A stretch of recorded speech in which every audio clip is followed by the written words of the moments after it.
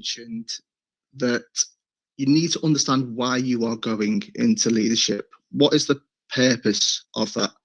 And for me, that the purpose of leadership was, in terms of my subject, I was finding that I'd say there was some people being put in charge of the role. I think anyone who's a geography teacher will know that around about 5-6 years ago, management within the subject and the number of candidates within the subject wasn't possibly the strongest, and we were struggling to recruit as a subject. And because of that, in terms of the management, we were getting people in charge of areas that weren't geography specialists. I know, for example, I'd worked in departments where we had P specialists in charge of geography. There's an awful lot of history specialists as part of wider humanities faculty. And what this has led to actually is that the value of the subject had really started to lose its impact within the school context.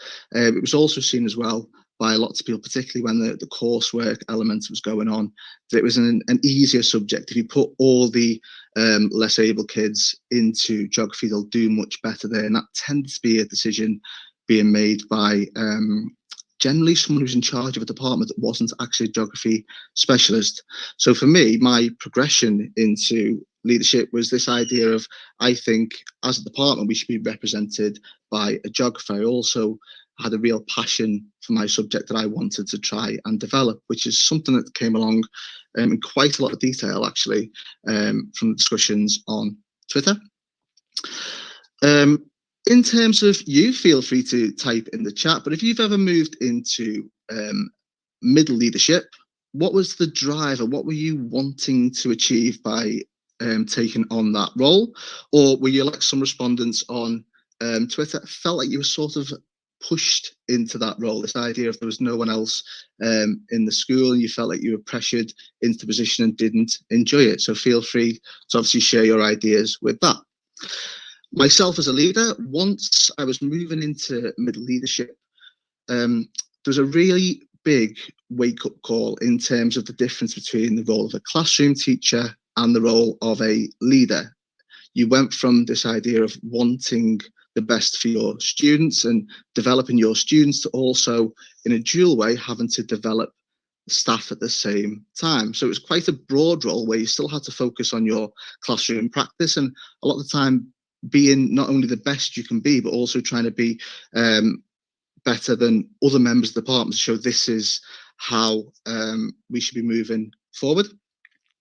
And I think I progressed into middle leadership a little bit too early. I don't think I was ready for that first position, because once you have got a lot more experienced staff around you, you notice that you have weaknesses.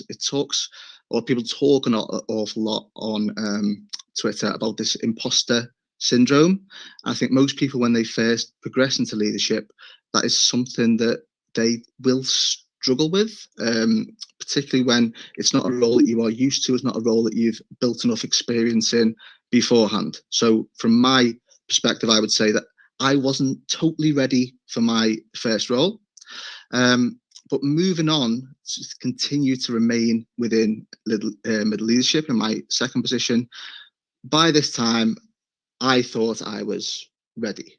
And the skills that I developed and focused on within the interview process, because I know lots of people have been asking about interview processes and the sort of questions that are asked and how we move then into middle leadership, how we become successful. And with interview processes, they're very, very similar. You'll find that you tend to get asked very similar questions, particularly when you're moving into the middle leadership roles. So the sort of questions you would be asked is, in terms of your department level, how are you going to focus to support those members of staff in your department to be the best they can be? How are you going to support their development?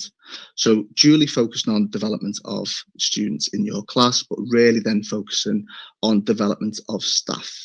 And for me, this has been something where I had to think about stepping back a lot of the time. I like to be generally a centre of attention, whereas when it comes to run the department, a lot of the time you are supporting your staff to sing in terms of their personal development within the department itself. So, Patrick, you want to call in?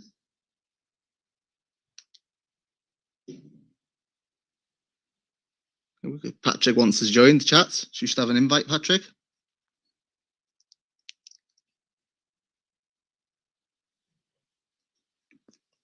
Okay. And you should now be a speaker, Patrick. There we go. Hello. Can you hear me? I can hear you. How are we doing? Beautiful. I would just have a little panic thinking I can't join pressing one of those floor buttons, but I'm here. I'm good. I'm actually in my outside office, i.e. reclining, as it's just going down today. So nice to join here today. Oh, thank you very much for joining. So, can you just introduce yourselves to the listeners and tell them a little bit about yourself, essentially? What is your role? What is your experience? Okay, so my name is Patrick Otley O'Connor. I started my teacher training as an 18-year-old on a B.Ed honours course in Sheffield back in 1983. So quite a long time ago, and my 34th year of teaching now since qualifying. I've worked in a variety of roles in school, which I'm sure we'll talk about shortly. But for the last 17 years, I've worked as a head teacher, as executive head teacher in schools. First 9 years in my own schools, but then for the remaining time in schools that have found themselves maybe some a spot of bother, either some leadership instability or special measures or so on. So that's basically what I do.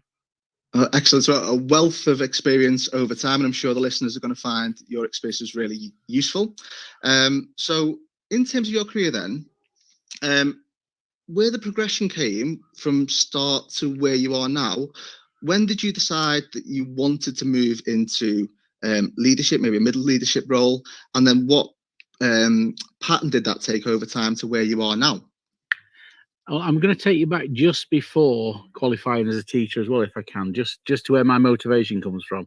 As a young person, I excelled at sport and did really well, but not as well as I thought I could do because I kept breaking bones and had some pretty serious injuries along the way. But I trained incredibly hard every morning after school, after college, in the evenings, all the time. And then at 21, just a month before I graduated as a PE teacher, broke my neck, 6 months in hospital, and it really put pay to any of my sporting sort of ways of operating, and instantly stopped all that before school, after school sort of training I did, and really I think work filled a gap there in terms of what I did. So I was never ambitious as a young teacher.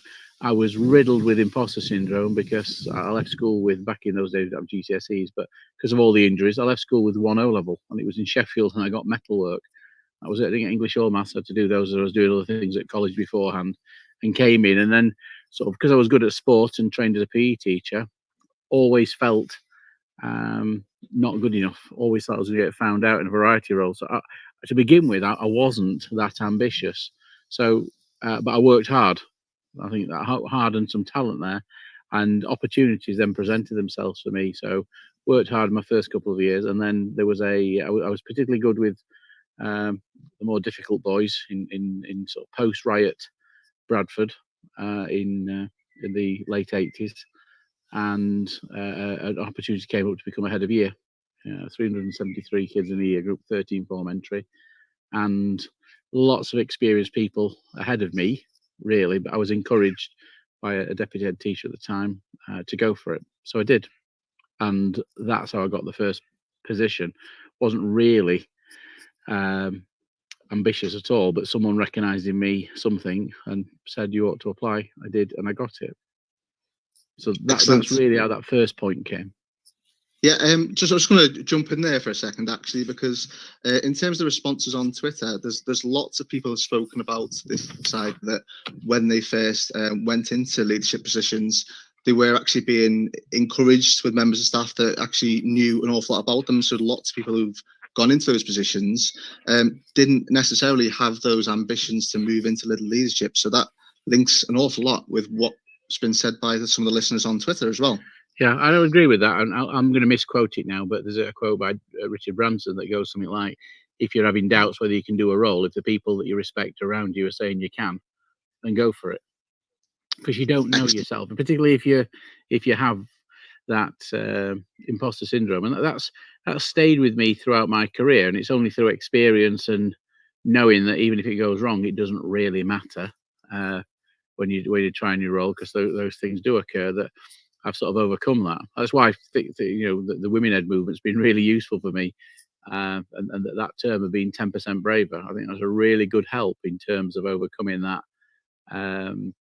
imposter syndrome. I know you've got Christelle speaking later on from a women ed perspective, but as sort of an ally within that, and as he for she that works alongside many in the women ed movement, 10% braver is an incredibly useful phrase to have up your sleeve to give yourself that little jump to go for the opportunities. So do you think that has helped, obviously, with the development of your career, having a network of people that you can link into to support your development into, say, senior leadership? Yeah, I mean, that particular network and the use of Twitter, when I went into headship, it wasn't there. So it was meeting people just through general conversations that I had. And in fact, one thing I do know now, and I believe absolutely firmly now, is that and one of the reasons why I do work as an ally, really quite active as an ally for all of the organisations in education, so Women Ed, BAME Ed, LGBT Ed, Disability Ed, and support colleagues from those networks, is, and I spoke earlier on about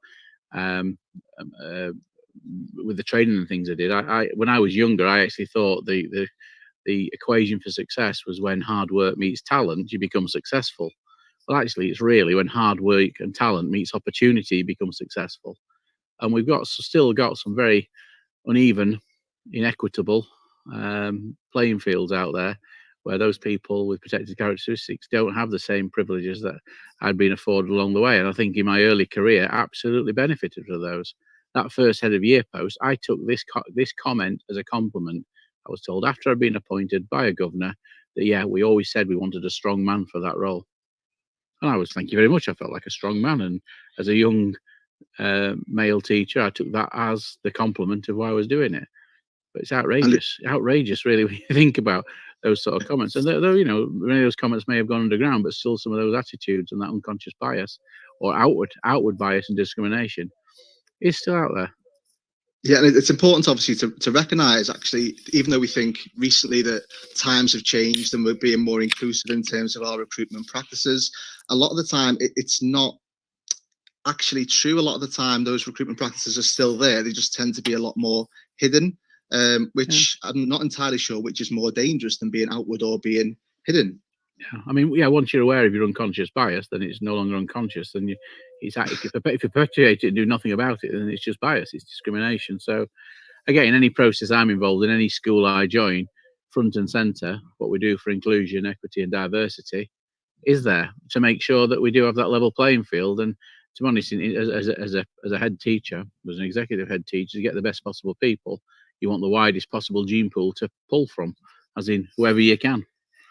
To encourage coming in, and we do have I can't remember who coined the phrase of meritocracy, where you tend to appoint the people that reflect who you are. And in fact, if you look at many governing bodies, they're made up of people that look like me, only 20 years older, 20 years older maybe. People who volunteer, they do good work in there, but that's where it comes. We need to continue to that education is a continuous process. Sadly, it's needed. But again, a fight worth having. No, completely agree. And like you said, lots of the ideas that you've raised there around bias and that being built into the promotion that takes place has been a recurring theme, actually, that's came up in discussions on Twitter. So we're going to move on after you got your head of year position. In terms then of your later career development, have you progressed to different roles to get to where you are now? Yes, and in fact, once the Pandora's box was open, if you like, in terms of what leadership was and leading, you said in the introductions earlier on around it's gone from your classroom to actually leading the adults that are there. And as a head of year, leading a team of 13 form tutors and an assistant head teacher and an admin assistant and a team to work with those students to make a difference, that became quite addictive, and I really enjoyed that. And again, fairly early on, the same deputy that encouraged me to go for the post also said to me, "You're a PE teacher. Your degree." I got something called an Agritat pass because I had to do my exams verbally in hospital because I was basically paralysed at the time and couldn't go and sit and do exams. So this Agritat pass and PE, I needed some other qualification to boost me if I was serious about progression, and I hadn't thought about it until that point.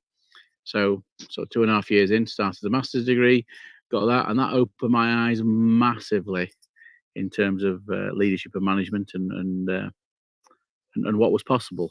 So from there, I moved into a newish role when we were starting to take safeguarding and child protection much more seriously. I became what was known as a multi-agency liaison officer, which was a senior middle leaders post. And then I got my senior level position without looking for a senior level again. In the fact the school I was in Bradford was struggling to recruit. It had 2 heads of year who went off. Head of year 10 and head of year 11 went off long-term sick. They couldn't recruit to the posts internally.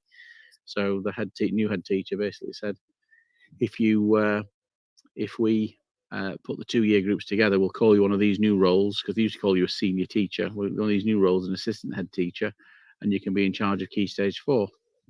So that's what happened. So I got most of my career positions. I'm going to say fairly, because there were interviews involved, but I don't know with hindsight how well those processes were led and how they were managed. And again, when I come back to hard work and talent, I had the opportunities. I was given the opportunities. So I mean, that's there. It wasn't really until I started looking after doing that role for a period of time and becoming, I suppose, ambitious, that I set my sights on deputy headship. I never wanted to be a head teacher at the time. That's when my real struggle started in becoming a real senior leader, a real leader in when I was going for the deputy head post, which it took me 18 months to secure my position and the 7th interview attempt to get there. Yeah. So in terms of, I think we've actually just hit on something me and yourself have in common, actually.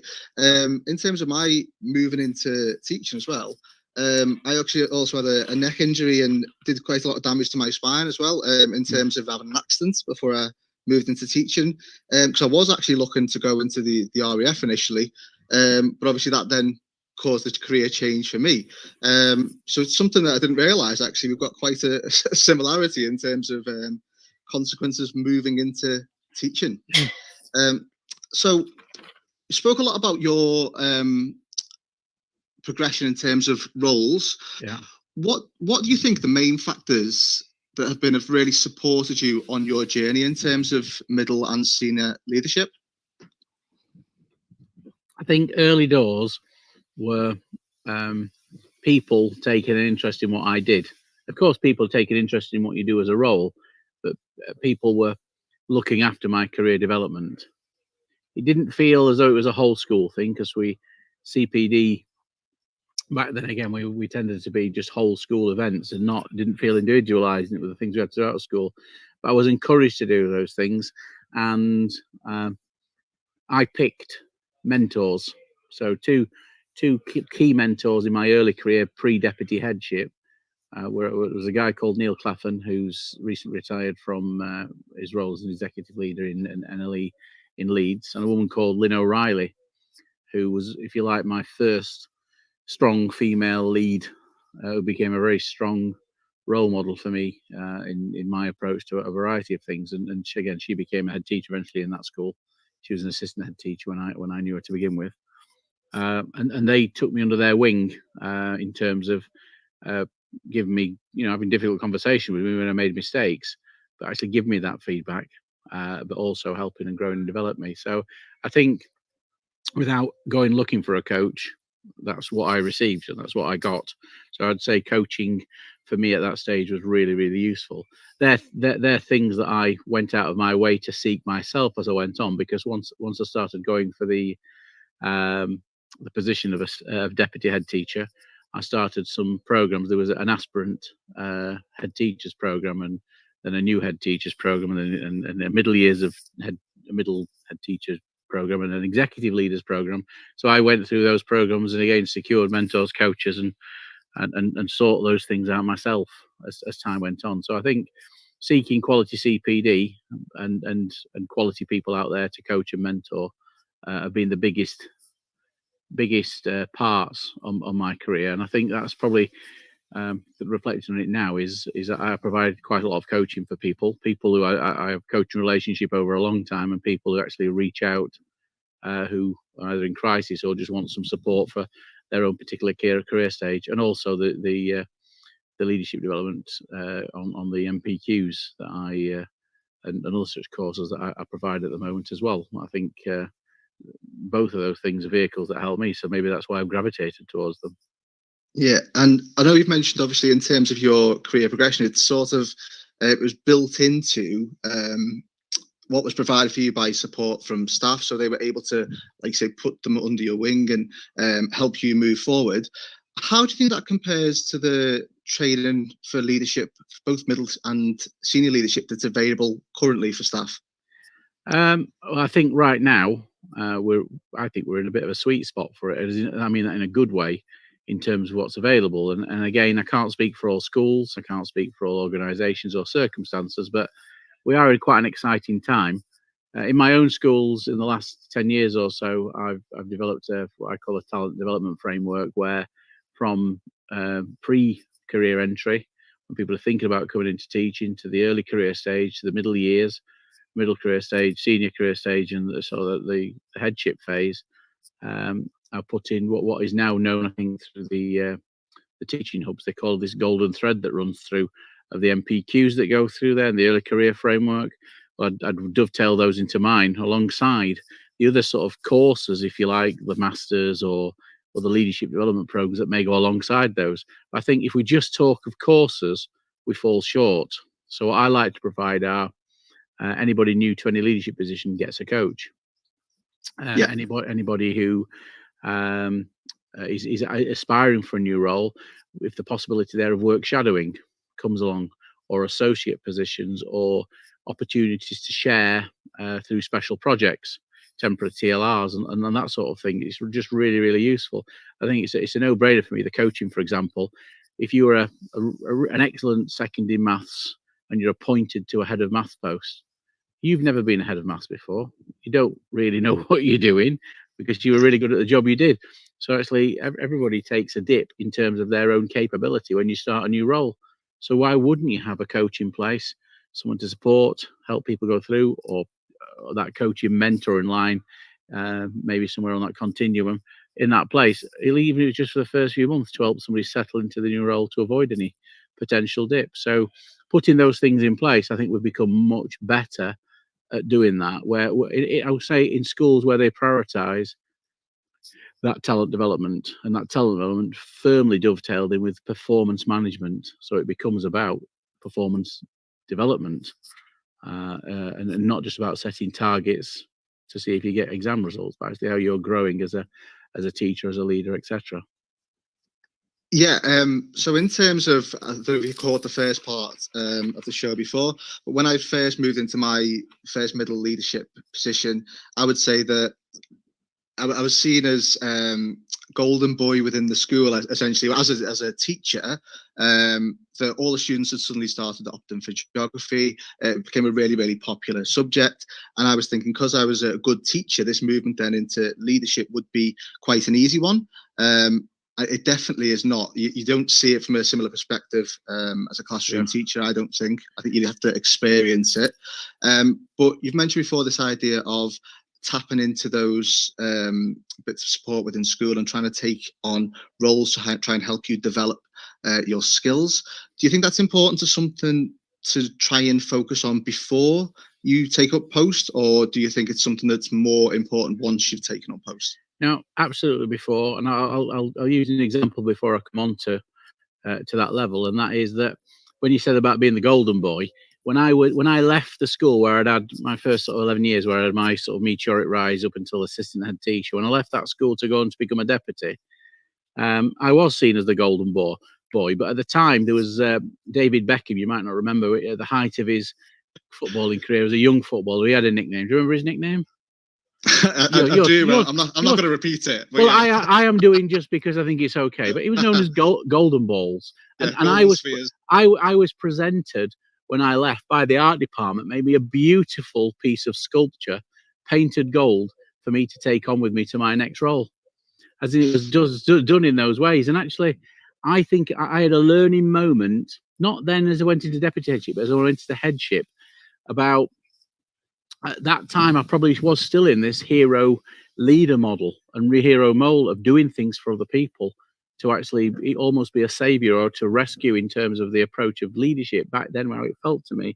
And it wasn't until I got my first headship, and I went to the year I got my first headship, sort of 17 years ago, I went back to go and find my old primary school teacher, who was my absolute hero. He was a deputy at the time when I was at school, but it was the year he was retiring as an NLE, a primary school head teacher, and he'd done some wonderful things in his career. He got his OBE for services to the community. Just a really nice guy, a guy called Jeff Mawson. And I went to go and see him in his school and say hello and look at me. I've got my first headship. And I said, Mr. Mawson, I've got my first headship. And I expected him to sort of pat me on the head and stroke my ego and say, wow, you're doing great. And his words to me, with his Sheffield accent, was, it's not about you, lad. Remember, a great leader is not a hero, they're a hero maker. And actually that really did resonate and really flipped with me. And it's actually, as a leader, and I think you touched on this before when you in your introduction piece as well, when you talked about it wasn't just about the children in your class, it was about the people that you led. Well, actually, if you're going to be really successful as a leader, your success as a leader is really about the achievements of those people you're leading, what they're doing. And actually, you become really successful when the leaders you're leading are leading others, in terms of where they go. You can carry on with that. And actually, that really flipped in my head at that stage, at the start of my headship. So it was a really timely message for me. So that's that part. But I'm going to come back to your original question now, which is around, do you wait until you get the role or not? I use a very simple model. And again, I got this from a guy called Terry Piggott. Again, when I started this first headship, he was the director of education in Rochdale when I got the first one. Sadly passed away now, but he gave me a piece of advice as a new head teacher and said that in our schools, we want our schools to have solid floors but no ceilings. Just allow people to reach for the stars. And he was talking about the students there. I've took that for the staff and students as well. And in terms of my talent development framework, I want all my staff, whatever level you're at, whether you're an NQT, whether you're a deputy head teacher, whether you're the head of year, whatever your role is, I want you all to have a solid floor. And the solid floor it means you're on board with our values-based vision and you have an impact at that level, at that career stage expectation. So on board with vision and values, and you're having an impact. Once you're doing that, I encourage people to own their own CPD and act a level above their pay spine. So once you've got things solid in your classroom, that's when you can volunteer for a working group. That's when you can take on an associate position. That's when you can maybe become a mentor to lead one of the NQTs. That's when you can do those extra things that gain you some of the skills you need. And rather than just waiting for those now, I build those into the opportunities I provide for colleagues. And this is how I am really trying to level that playing field I talked about before, when hard work and talent meets opportunity, ensuring that people have those opportunities, talking loudly and proudly to all members of staff with those protected characteristics to make sure they're accessing and are able to access the right opportunities, that they can do those at those stages. And again, that's what performance and management and talent development should be about. Everybody with a solid floor being able to lift above their above that floor and act a level above their pay spine. In schools, you tend to only have a handful of people who aren't. It may be the one that we all think about when someone's not performing to that level, that there's an issue there around capability. But capability can be threatened in so many ways. So I've had it before where a member of staff has come back from maternity leave and struggling to get re-established in the classroom. So actually the target for them is just come back in, find your feet, and we'll put a support plan in place to make sure that you're supported to do that. And actually, as soon as you've got back in, then we can set your targets. You can lift your head above the pay spine and off you go. You don't wait for the next year. You don't have to wait till another cycle. You can adjust it at that point. And that word there, support plan, tends to make people tremble because it's been hijacked, meaning get your coat, you're off. I'm watching you. Yeah. And so, again, in West Hall, where I am at the moment, on the first day in school, because there was a bit of worry around these support plans, I knew exactly what I was doing when I said this, but I talked about performance management and I put a new process in place right from day one. I spoke to the governors the day before, and they'd agreed where we were because the staff there had told me just before I started that they wanted a new way, so we were using a new way. And I announced that I believed in the use of support plans, and I said, in fact, I've got 2 members of staff already on support plans, and you could see people go, sort of this audible gasp across the room of people on support plans. So I said, yep, in fact, I'm going to name them now. And you could just see people looking back again, recoiling their seats. And I named Claire and Caroline, the 2 deputies. And you could just see really puzzled looks on people's faces because these had come into school only 18 months earlier. And although the school had been struggling, they were like a breath of fresh air, and staff really rated what they were doing. And so that you could then puzzled looks on the face. They'd been put on support plans. I said, yeah, I've come in. And obviously, as 2 people who want to be the best possible deputies they can be. That's what they've told me, and they do have eventual aspirations for the headship. So they're both now signed up to start their MPQH through the Women Ed Network. They've now both got a very experienced coach each. In fact, they've both got an executive head teacher, people I'd coached previously, who'd volunteered to come forwards outside of our school to be their coaches. They can have a confidential coach to work with. And of course, in my role as the head teacher, I would mentor them to make sure in the time I'm going to be there to get them to the right level.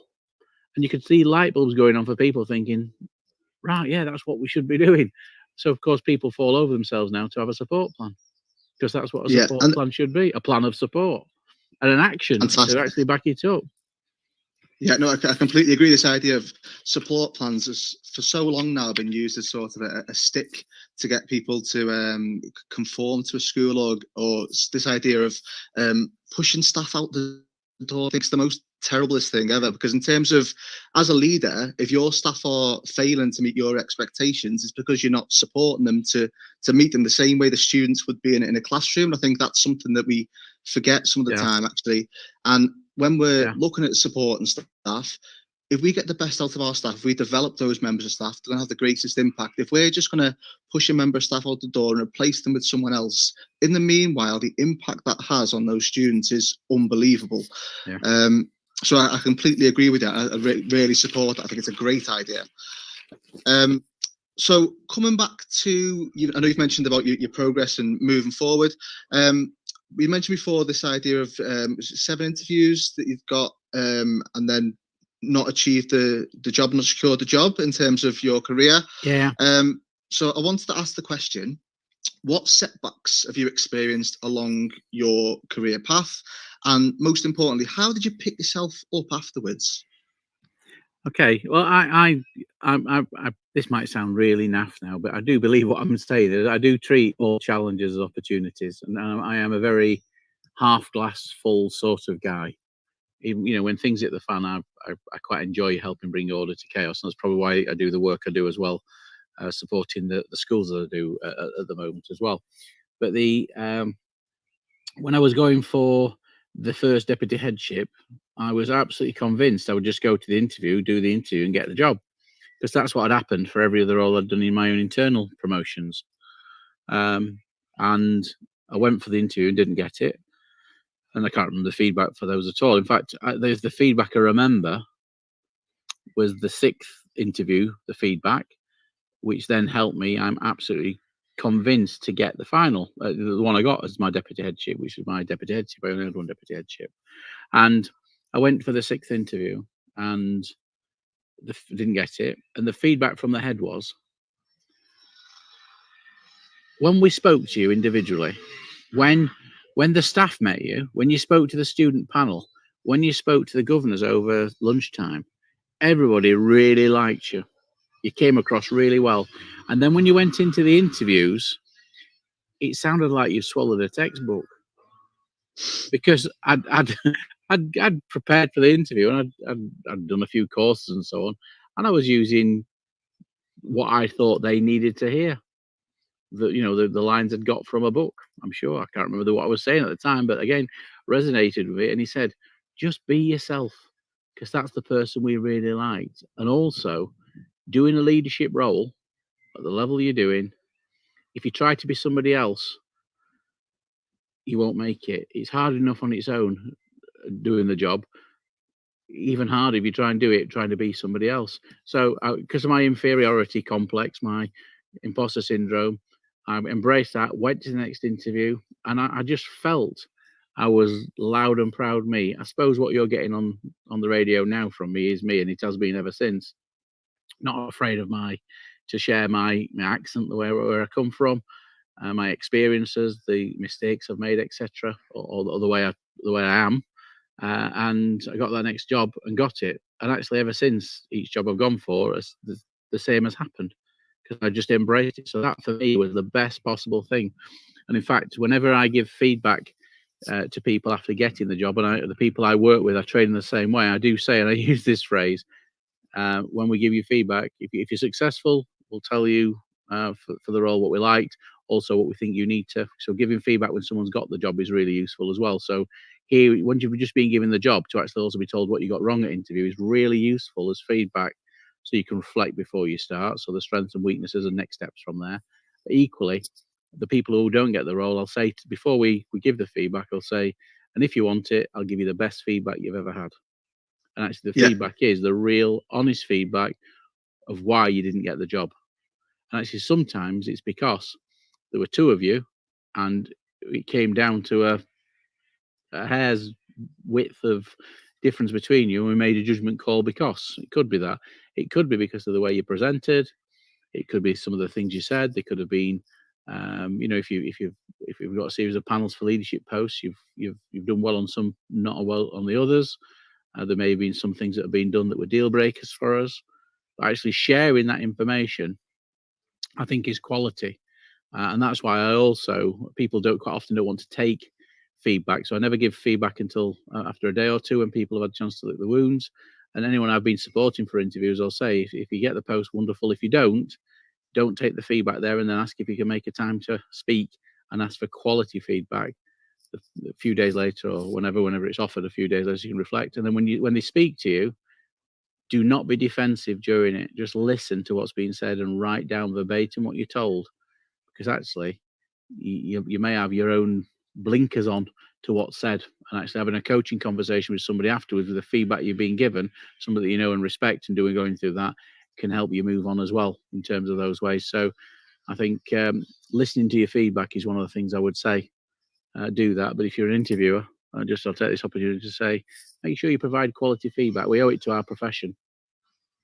Definitely agree. I'd say, obviously, in terms of staff moving forward and staff development, that feedback a lot of the time is really focused as well to help members of staff, or can be really focused.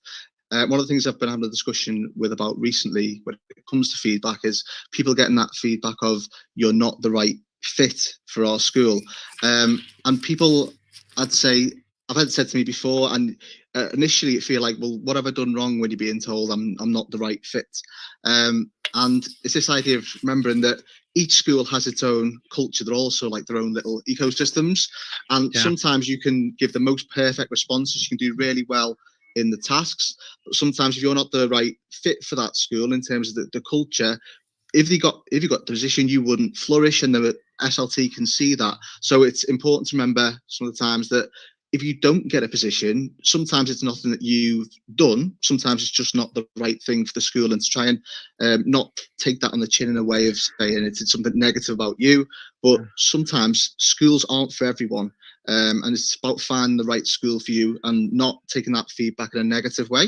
Yeah, no, absolutely. Again, the other phrase I use is feedback is a gift, even if sometimes those gifts are a little bit hard to unwrap. Sometimes feedback can be tough. I think taking it is just really useful to listen to, and that around fit. Sometimes the senior team, the head, the governors, when they're interviewing, don't realise what they need until they see the piece and the people that present them. Sometimes they do know. So, for example, in my team, I always know I need to have a finisher completer type of person in my team. Yeah. Is that because you're an ideas person, Pat? I have no idea what I am, but yes, I think I do know I'm not a finisher completer. I can do, but it takes time for me to do that. Likewise, I know I'm not a great writer. If we're doing a development plan, if I know I've got somebody who's creative in my team, not creative but really good at writing, then as we're going through, I would chair the meeting, but they would capture the meeting. If I've not got someone, then I tend to fall on me to be able to do that if somebody else can't do it, because it's too important not to have it done right. But if I know the team's not got that person, I might look for that. It might be the sort of task I look at to see where we are. Sometimes you've got too many of those people, and you do need the ideas person. And that fit is important. This is particularly when you're now starting looking at putting senior teams together, or leaders of those senior teams. Being careful again when you do that, because there is a skill with that. I think that biases can creep in. Yeah. And actually, I've seen this with headship where they've had a head and they want another replica of the head. So actually, we've just appointed a new head teacher, a guy called Neil Coe, who starts in September for West Orton, where I currently am. And before we went into that process, we asked every single student, what do you want from your new head teacher? And what quality are you looking for? We asked all the staff, we asked all the governors, and then we asked, what questions would you like to ask? So the entire, and parents as well are within that. So we'd asked the full community what they were looking for, and feet come out from there. And from that, you can see actually where there are gaps, or actually what they are looking for. It was really interesting, particularly the students, what they were looking for. They were looking for someone that could inspire, but somebody who could hold them and others to account, the word they're using. But they were fundamentally looking for a leader where kindness was at the heart of what they did. They were describing moral purpose for their head teacher. It was wonderful. Yeah, and including obviously all those stakeholders in that decision actually is having much more of an impact in terms of who you're then going to employ is going to be the most successful, because they're going to be supported by the whole school community. So linking into that, I know you've mentioned in terms of your career development, and a lot of the time it's been supported by who you've known with the school, and you've been encouraged by people within a school. And there seems to be a development of this backing your own when it comes to promotions, this idea of internal promotions to support staff to move towards middle and senior leadership. So in terms of this idea of backing your own in terms of promotions, what do you think the strengths and weaknesses of that sort of model are? Okay, there's a few things that come in here, but I would always say, I think, again, I'm going to use another Richard Branson quote. I don't particularly like the man, but he's got some good quotes there about leadership. But he taught this idea of train staff well enough so they can work anywhere, treat them well enough so they want to stay with you. And there's part of that within there. Well, I think training people well so you get the best possible workforce. Sometimes people say you train really well, they might leave and go elsewhere. Well, that's cool. If they do, that's great. But also being able to train people so that when you have an internal appointment to be made, people are in a position to be able to apply and be a good candidate in that field. But it still is a field. And for me, it should be about getting the right person for that role. So wherever possible, advertise externally for posts, but have a field within school so it's competitive. And that way people are getting the posts. Sometimes positions don't work that way. You've got a faculty that's overstaffed, and if you appoint somebody externally, you'll be in a position where you're looking to lose staff, and there may be redundancies on the cards. But sometimes I get with pressures on budgets, reducing school new numbers, etc. A school may be in a position where they are offering internal promotions, and it's a fair recruitment, and they just even go internally. What I don't believe is if you're going to advertise externally, it should be a fair field. You don't advertise externally and then just go for the internal. And I don't know many schools that just do that. I mean, you don't know what goes on behind closed doors, but if it goes external, there's got to be a view that they're looking for something that could be as good, if not better, than what they've got. But the people internally could be the people who are as good. And I know people lose out to an internal candidate, and particularly if you've lost out to the internal candidate several times, that can feel like schools are just going with their own. And perhaps that's what does happen sometimes. Perhaps they look at the field out there, it just doesn't feel as good as what you've got. But within a fair process, it should be a fair process. Yeah, completely agree in terms of that as well. I think there seems to be this perception that if there's an internal candidate, actually most of the time they are essentially a shoo-in for a job. And I think if you ever go to an interview, one of the first questions you'll get asked by essentially everyone who's supporting you in the WhatsApp group who's messaging you along the way is, are there any internal candidates? Because it's seen as you're being put as a disadvantage straight away. So there might be something feeding into that as well, that perception. So last question, I've taken way too much of your time. So what is the top piece of evidence that you would give to those looking to progress their career into leadership? Evidence or advice, you mean? Advice I'd give people. That's the one. That's the one. Yeah. So the advice I'd give people, I would say, first of all, and this is written loud and proud on the top of our performance development, our talent development piece of work, and that is that all staff should be encouraged, engaged, and empowered to own their own CPD. So I would say own your own CPD. See it, own it, solve the issues, do something about it, get on and sort it. And actually, by doing that, there's a danger you can become a victim because your school's not very good at developing people. So you can just, well, my school's not very good at. Go out and claim it, go out and sort it. If you're fortunate to work in a school where it works well, that's easier to be done. So if you to do what I've just said there, the best way to do that is get yourself a coach. So if there's no coach within school, find yourself a coach. There's plenty of people volunteer to be coaches out there in a variety of networks, and that allows you to see the issues from your point of view, the point of view of others, and helps you to see your own performance and where you need to grow, your strengths and weaknesses. Own it. It's yours to solve. It's yours to sort out. Use the resources of it, but it's you to do that. And once you own it, for you to solve your own solutions. Don't wait for someone to give CPD that will help you. Seek out the best one for you and look for those things. And then actually, once you've sorted those things out, you've made the decision, get on and do it. It's excellent piece of advice. Absolutely excellent piece of advice. So for all those future leaders out there, top tips is really look at those areas where you can develop yourself and try and access that support in terms of coaching, and really try and access support in terms of a number of feathers in your nest in terms of supporting yourself to be the best possible candidate. I think that's fantastic, Patrick, and thank you very much for coming on, and I will see you later. Thank you for having me. I'll listen to Thank you very much.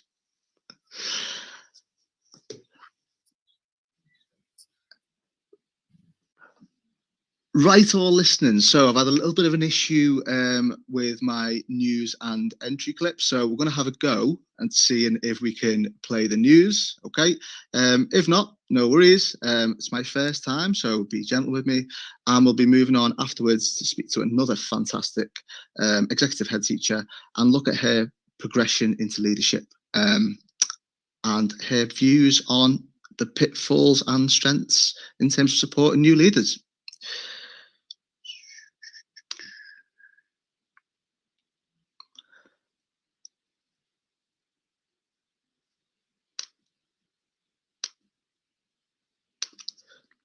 News still is not playing, so we'll take that learn experience for next time.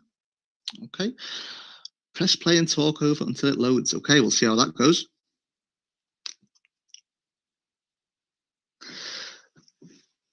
So in terms of leadership so far, I've got lots of really positive feedback. Make it up as I go along. Yeah, lots of positive feedback in terms of really supporting staff and really accessing that coaching, accessing that support, and really looking at being proactive in terms of providing yourselves with the best wide ranging skills as we move forward into middle and senior leadership.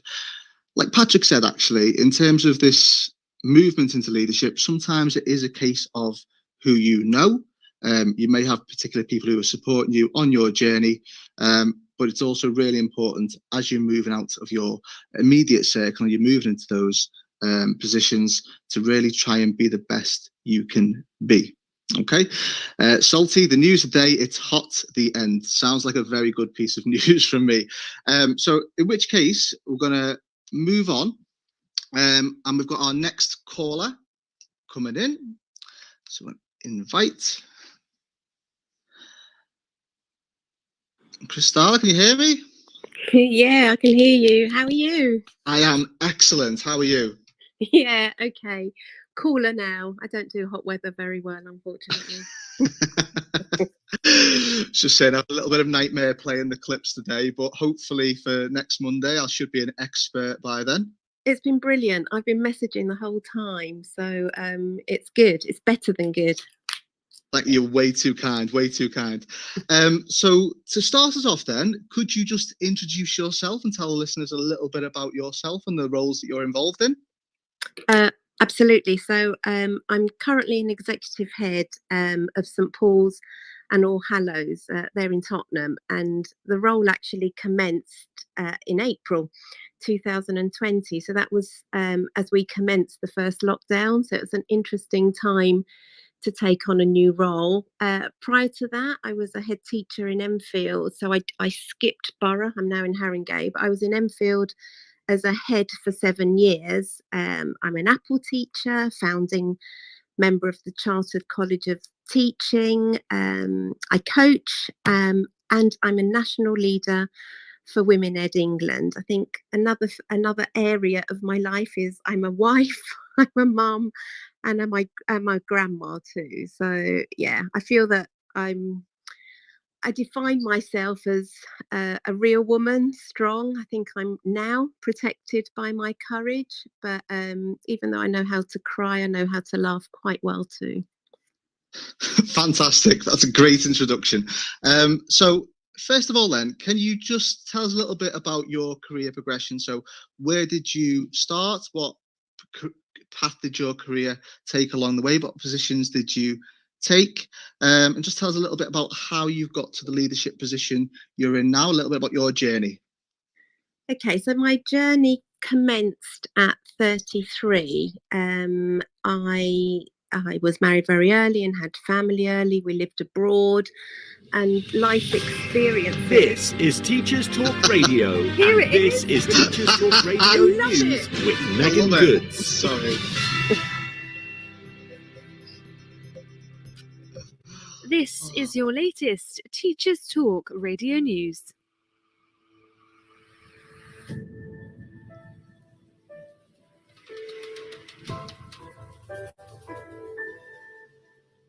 Despite A-level results not being released until the 10th of August this year, many parents have already started to contact lawyers in anticipation of launching appeals against teacher assessment grades.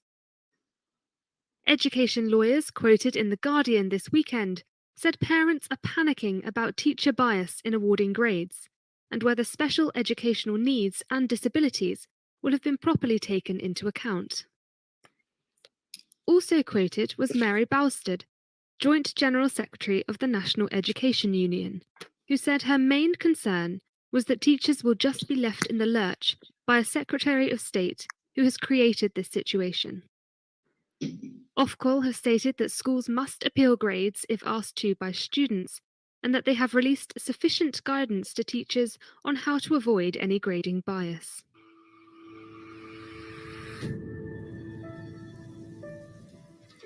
Gavin Williamson has been out this week reminding teachers of their legal duties regarding political impartiality, following an increase in anti-Semitic incidents in schools. The rise comes as students are becoming more politically aware and involved in the ongoing Israel-Palestinian conflict in the Middle East. Williamson stated teachers should act appropriately, particularly in the political views they express, and that pupils should be offered a balanced presentation of opposing views when political issues are raised. That was your daily education news briefing.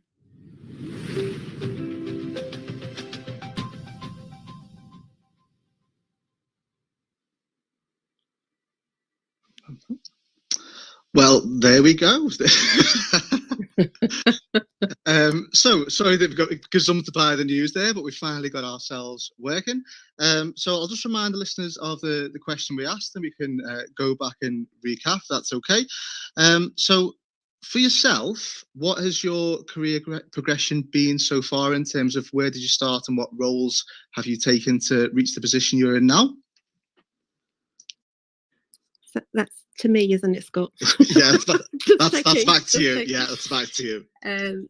So I started teaching in my mid-30s. When we came back to the UK, I was an estate agent for a while, but though it earned considerable amounts of money, it just wasn't really fulfilling for myself. So I became a class teacher in 2003.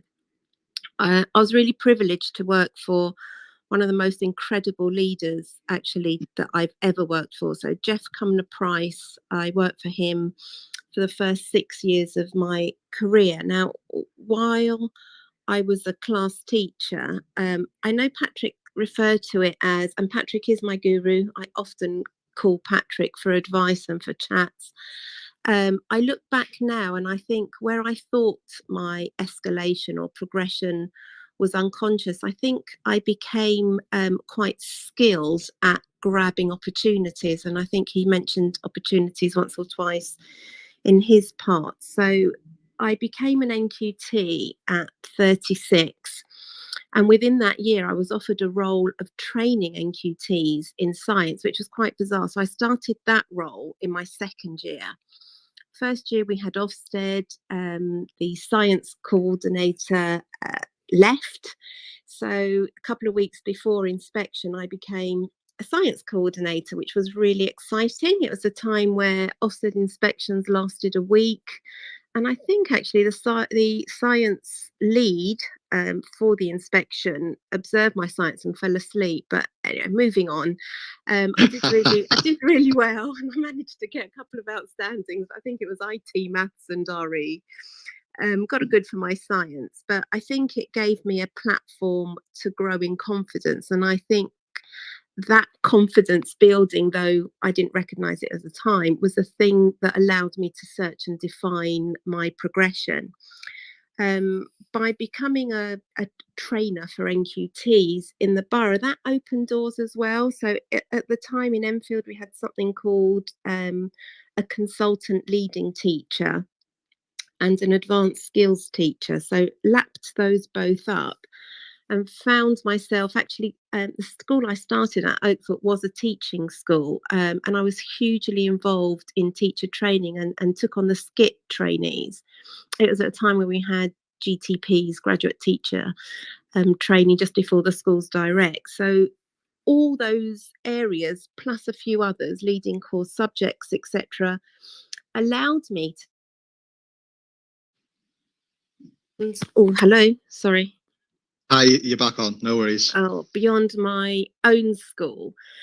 And I think on my success at supporting other schools, I believe, not I think, it definitely gave me a thirst to move on. So after 6 years, I actually applied at a school that I was supporting for maths and science to be an assistant head. Did the interview in a wig, wore my science coat, did the usual Cristalla dramatic interview. And we got the school to good. It was a failing school, and we got to good. And again, my hunger grew, and found myself defining my next chapter. So I became a coach, and it was really strange because I was an assistant head and I was coaching people for deputy headship and I wasn't one myself. So started to feel that I needed that, and simultaneously became an Ofsted inspector, did the training that year. So when I then left my second school that I stayed at for 2 years, I became a deputy, again in Enfield, and the head there was also an Ofsted inspector, but we shared lots of commonalities. We were very different personalities, but shared many commonalities, not in skills, I think in career journeys. Unfortunately, within a couple of months of me becoming a deputy, she was unwell, and I was in the driving seat. So I wasn't a real head. The children often reminded me that I was an acting head. But by being an acting head, I was able to interview, to appoint, to make some decisions, because I wasn't able to make them all up until I was there for about 6 months as acting head. When the head had finally retired, I feel I was really in the driving seat. And that's when I interviewed successfully for the school I was at for 7 years and took on headship there. So taking on headship of a school that was sold to me by the borough, it had an outstanding grade. And I took it on as a good school. It wasn't the first school I visited, but it had a bit of a spiritual pull. And I walked in and just thought, no, this needs a tidy. But I loved the fact that they were singing in one classroom and acting in another classroom and dancing. Now they were getting ready for an assembly. It felt like home. It felt like my first school. So taking that school on in, I think it was the 20th or 22nd of April, then having our first Ofsted visit in the second week in May, and fighting for the grade of RI.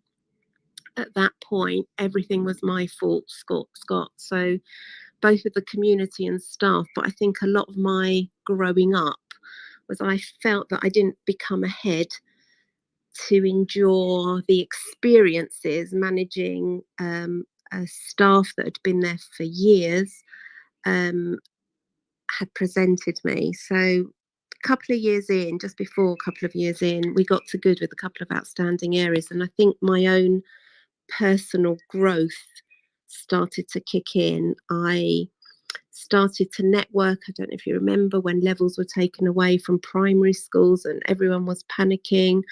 I bought a book. I went to see Alison Peacock. It was her book I bought. I went to see her and my networking skills began to grow. I attended the Beyond Levels talks, events. First one, I believe, was in Sheffield with Julie Lilly. Then became a member of the Chartered College. I joined Women Ed. I became a regional leader for London, and I'm now a national leader for England. But upon each success, I kind of hungered for a little bit more. And I think I always test myself to see if I can do it. And then I have a really, I don't know if it's healthy or unhealthy, competitive streak. So I push myself. And I think sometimes failure makes me bounce back even stronger, and I push myself even harder.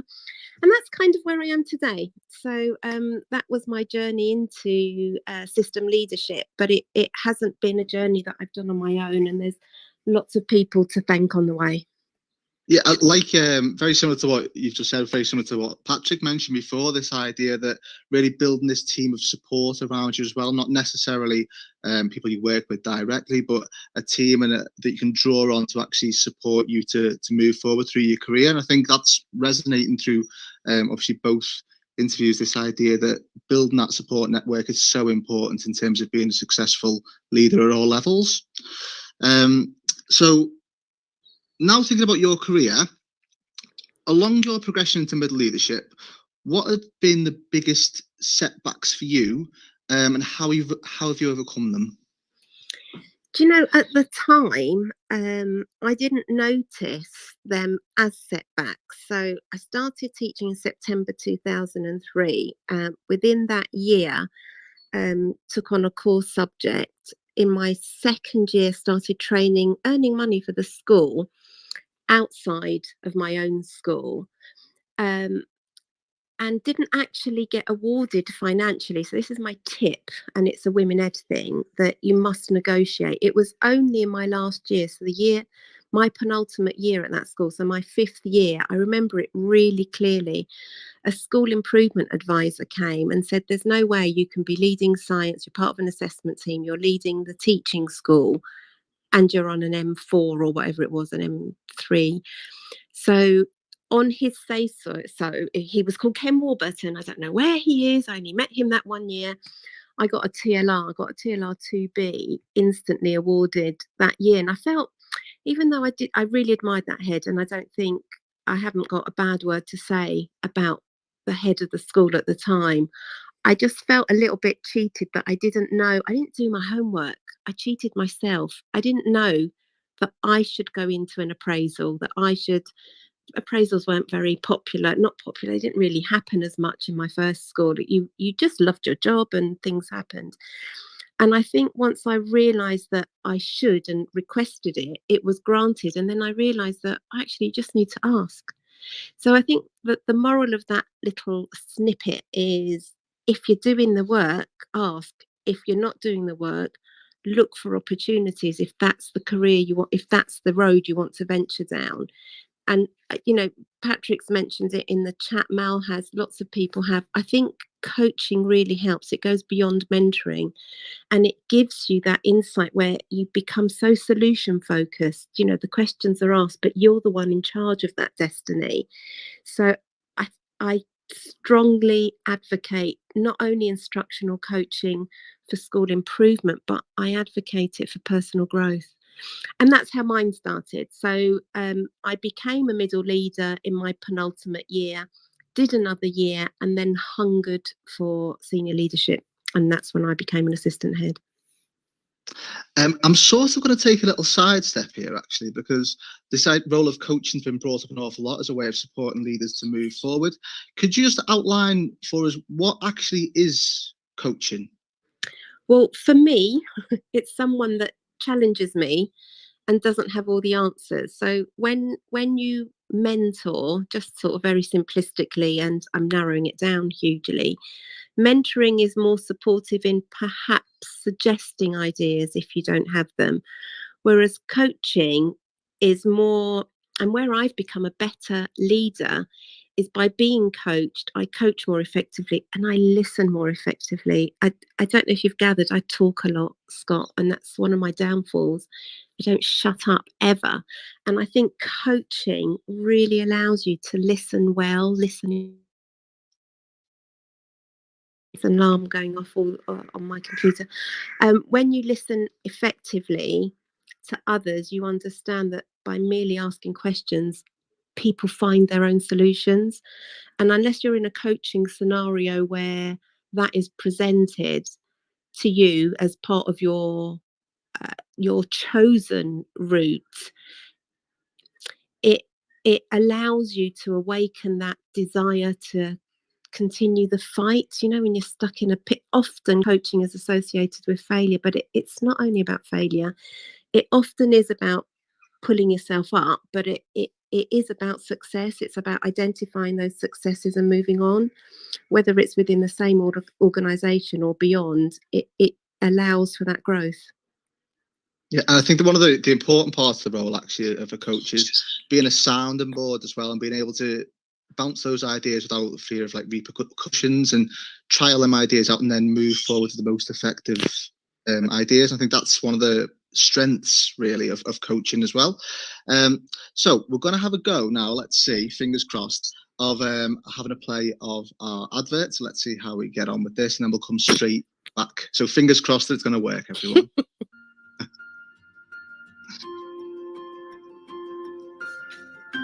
Introducing Amanda Davey. Amanda is one of the first specialist teacher assessors for dyscalculia in the UK and offers dyscalculia tutoring and bespoke training for schools. With 26 years of teaching and tutoring experience in the UK, Amanda offers specialist online tuition focused on building confidence and developing skills. Amanda also offers online and face-to-face training on dyscalculia for educators, informing practitioners as to how to identify children that may have dyscalculia and how to support them in class. Find out more about Amanda and what she can offer you at www.amanda-davey-dyscalculia.co.uk. That went out without a hitch. I'm really surprised. Yay! Cracked it! Yay! Okay, so back to focusing on movement into leadership and progression, things that have really helped you moving forward through your career. So looking back over your progression so far, what top piece of evidence would you give to your earlier self to try and make the process that much easier? I think primarily don't leave things to chance. Develop a strategy, plan your journey. Though sometimes we're all exposed to scenarios perhaps that aren't always positive, I think strategically planning your next chapter, you're in control by using negative experiences as well as positive ones just as experiences, as learning opportunities. It empowers and teaches us. And a lot of my a great deal of what Patrick referred to earlier, and what I feel is an element of success, is about building relationships and building trust. And like Patrick, when I joined recently St Paul and All Hallows, I put my first group of people on an improvement plan were my heads of school, my business manager, my site managers. So being on an improvement plan isn't a bad thing. And I think that we become better leaders. We become more able to understand a variety of perspectives by building relationships and building trust. So by defining your journey, by making things happen, by having strategy, I think I would say is the best piece of advice I would have given myself, and perhaps not gone through some of the setbacks that are completely linked to where my core values were jeopardized, or should I say challenged, where scenarios where I was told I brought conflict to every meeting, where I allowed the imposter syndrome to lead my emotions, where I allowed imposter syndrome to question my beliefs. I think if I had strategy and defined my route earlier on, perhaps I would have saved myself a little bit of heartache. Yeah, I completely agree as well. I think any leader would be a liar, basically, if they were to say that there's been some point in terms of their role where they haven't been challenged and felt like they've been personally attacked because they didn't know the answer right away, for example. And this idea that, well, I'm the boss sort of comes in, sort of tries to take over, as trying to assert yourself over someone who's questioning, not, a lot of the times, not even your authority, but it seems like a question of your authority at the time. And for me, I think actually it's a good characteristic for any leader to have, to actually step back and say, well, why is that member of staff asking that question? A lot of the time, actually, the questions they're asking are right, but you just can't think of the answer at the time, so you tend to panic a little bit.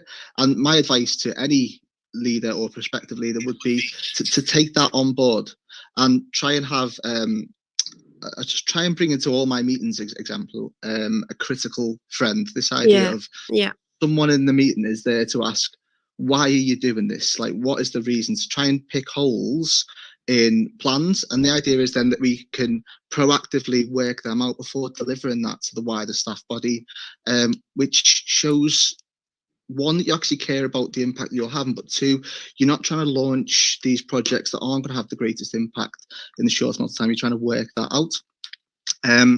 So yes, I think I completely agree with you on that. In terms of our last question for today, then I'm sure that's what the listeners are really focused on in terms of understanding, to really help them to develop their careers as well.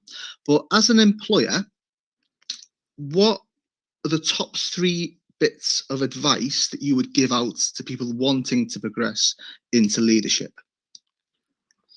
I think I'm probably going to repeat myself a little bit here, but I think the first bit of advice is, teams complement each other, and you're not going to be an expert at everything. We don't have all the same strengths. So understanding that you're going to complement a team and you're not going to be the best at it, and that's okay before you even go in, so that you have identified pre your journey what your strengths are and what your areas to develop are. Because I think when I interview people for a variety of roles across education, their strengths come out in their CVs, in their applications, in their letters of their supporting letters. But I think it's always difficult to address your areas for improvement. So know that before. I think my second one is about planning strategy and not being disheartened by negative experiences. Use them to empower, to scaffold, and to grow and become a better person with that ability to see through multiple perspectives. And my third one is about self-care and planning in me time. I was quite ill a couple of years ago, and I think I was one of those leaders that felt that they were being a good role model by, turning up at 6:30 and leaving at 6:30. And all it does is impact on your health, and no job is worth your health. And I think the more we understand that putting yourself first is actually the best model to other staff of modelling self-care. So planning in that time, not just allowing it to happen by chance, I think would be my third piece of advice. So this idea of putting your own oxygen mask on first, I think that's a solid advice for any leader. I think particularly if you've just taken over a new department or you're new to a role, or if there's been new leadership coming in place that's really placing pressure on you, you tend to really obviously try and develop your staff and support your staff to be the best they can be, but we often forget about ourselves, and that's actually a really powerful and important piece of advice as well. So thank you very much for that. You're welcome. No worries. So it's been an absolute pleasure, as always, to speak to you, and I'll look forward to maybe dragging you on again in the future. But I will see you later, and thank you for coming on the show. You have been an absolute Ed rock star tonight. Thank you so much, Scott. Had a blast. Speak to you soon. Thank you very much. Speak to you later. All righty. Bye-bye. Right, everyone, so that brings us to a close tonight. Some really important and powerful ideas coming in from some really experienced leaders, and just bringing together these main ideas of thinking. First of all, if you are moving into leadership, be really clear on why you want that role. Why do you want to move into that position? What is the purpose? So first of all, be very, very clear about when you want to move into leadership, and then support yourself the best you can in terms of your direction. Try and access that CPD, try and access that coaching to really develop your skills, and identify where your weaknesses are. Don't just think I'm so good at these areas. The greatest impact you can have on yourself is in terms of identifying those weaknesses and really working in a collaborative way to try and support them.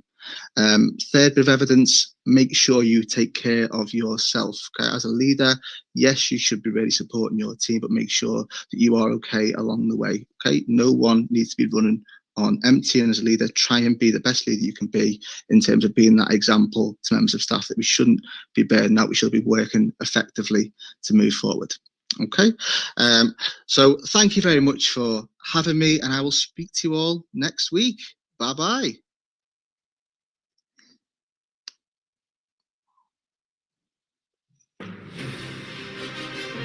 This is Teachers Talk Radio, and you are listening live.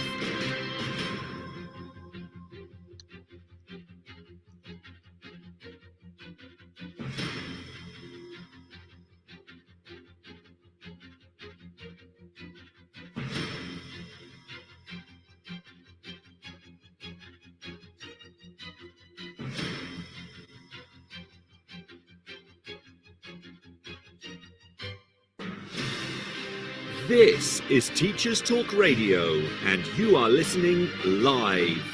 Tune in live at ttradio.org, or to join in the conversation, download the Podbean app and search Teachers Talk Radio. Follow the hashtag TT Radio.